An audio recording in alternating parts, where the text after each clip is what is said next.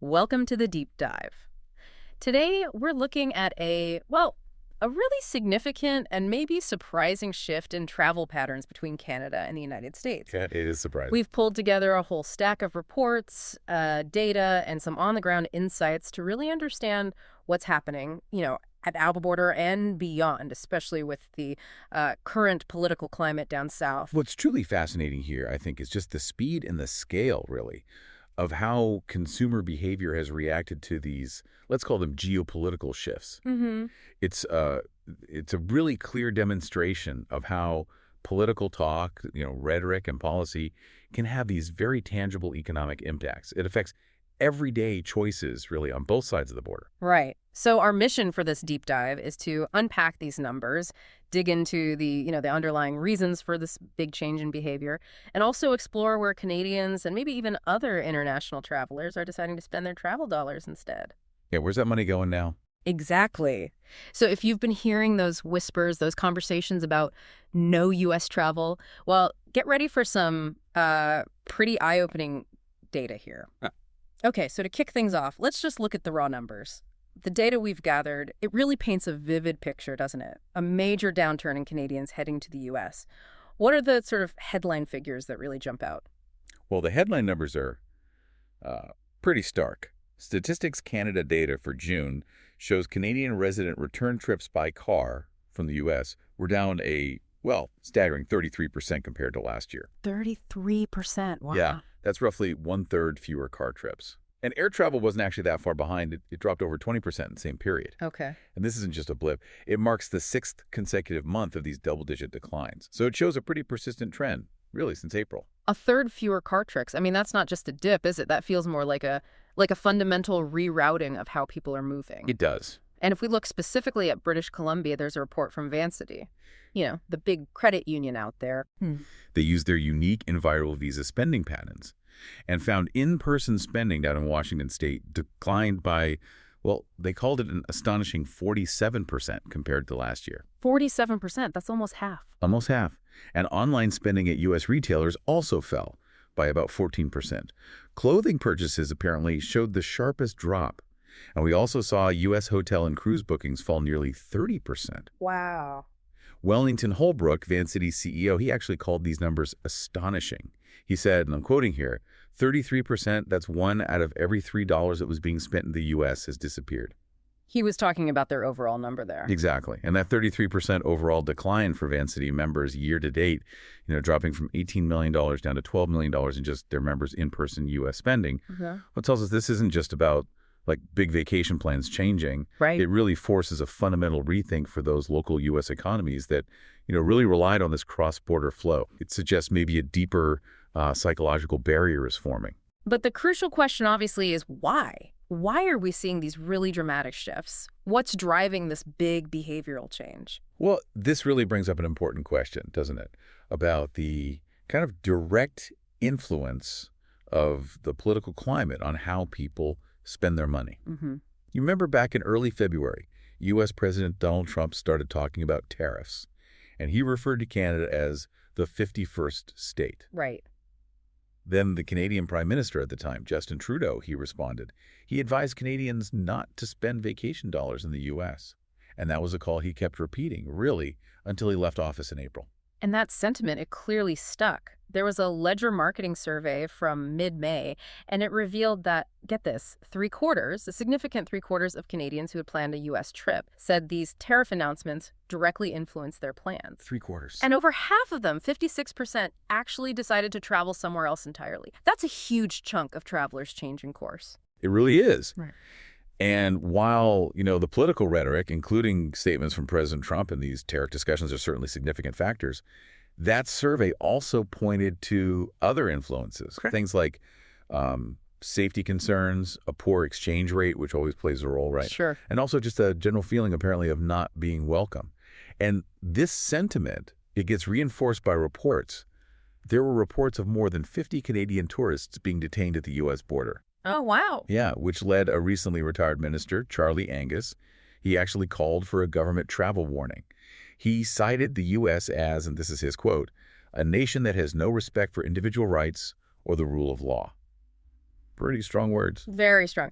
And we've even seen personal stories, anecdotes from readers of Daily Hive that Yeah. echo this exact thing. Some people explicitly said they're boycotting U.S. travel because of the election of the U.S. president. Mhm. They referenced his rhetoric, things like claims about annexing Canada and disputed statements about the U.S. subsidizing Canada. So it really sounds like a kind of a confluence of factors, but with political rhetoric maybe leading the charge. Indeed. It's really fascinating how quickly these political signals translated into such, well, tangible shifts in behavior. Yeah. When a leader, even a former one like Trudeau in this case, advises citizens to rethink travel, it clearly amplifies a message Yeah. to the point where it actually impacts billions of dollars in spending. It's quite something. So when millions of travelers change their plans this dramatically, I mean, it inevitably creates ripple effects, right? Yeah. Far beyond just the border. So who's feeling the pinch in the U.S.? And is this just a one-way street, or are Americans maybe rethinking their trips north too? It's not entirely one way, no, though the impact definitely varies. If you look at a major destination like, say, Las Vegas, Yeah. Harry Reid International Airport reported a noticeable decrease in overall travelers back in May. Right. Specifically, Air Canada saw over a 20% year-over-year decline in passengers flying into Vegas in May, and WestJet reported an even steeper drop, almost 35%. 35% for WestJet. Wow. Okay. And on the flip side then, American travel to Canada. It's also declining, yeah, though maybe at a slightly slower pace. Right. Statistics Canada data shows about a 10% decline in U.S. resident car trips to Canada in June compared to last year. Right. And that drop was actually steeper than the month before, so it seemed to be accelerating a bit. Hmm. And places like Niagara Falls, Ontario, which relies so heavily on American tourism, they certainly felt this. The Niagara Falls Bridge Commission, they reported a 20% drop in car traffic coming over the Rainbow Bridge into Canada on July 4th this year compared to last year. 20% just on that one day. Yeah. Yeah. And revenue from American travelers for the Niagara Parks Commission, that's down 9% so far this year. Their CEO, David Adams, he said, geopolitical issues and concerns about whether visitors feel welcome. And the Lord Mayor of Niagara-on-the-Lake also noted a worrying decline. He said some U.S. visitors felt, quote, somewhat uncomfortable coming to Canada. He even described a kind of sheepishness among them. Sheepishness, huh? Yeah.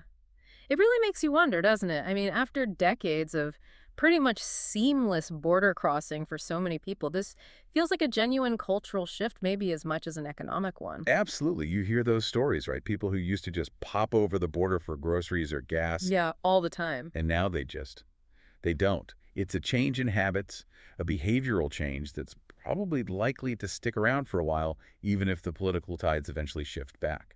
So given these really significant shifts, where are Canadians choosing to travel now? If not the U.S., then where?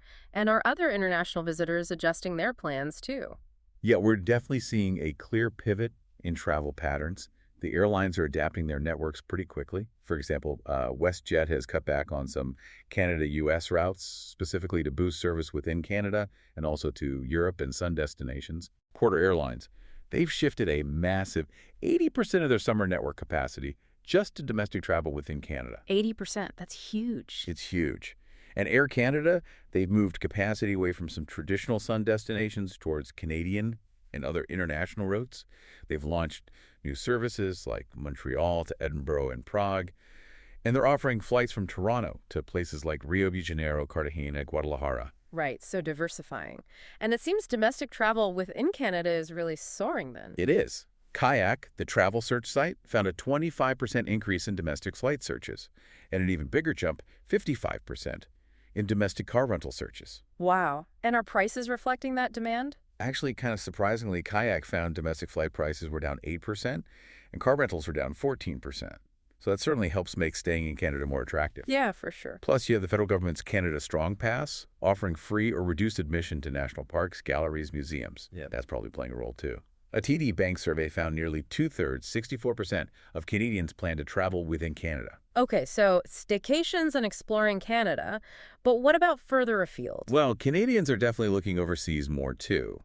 Statistics Canada shows Canadian residents returning by air from non-U.S. destinations increased by over 7% in June. Okay. And that Van City data we talked about, it even showed Mexican peso wire transfers nearly quadrupled among its members. Quadrupled. Yeah, which suggests maybe an increase in like high-value purchases down there, maybe vacation properties in Mexico, things like that. Interesting. Now, this shift, it isn't just about Canadians, though, is it? You mentioned other international travel. No, it's not just Canadians. There was a study called the Europe Pulse study. It found that 62% of leisure travelers from the UK, Germany, and France are actually less likely to visit the U.S. because of the current political climate. 62% from those key European markets. Yeah.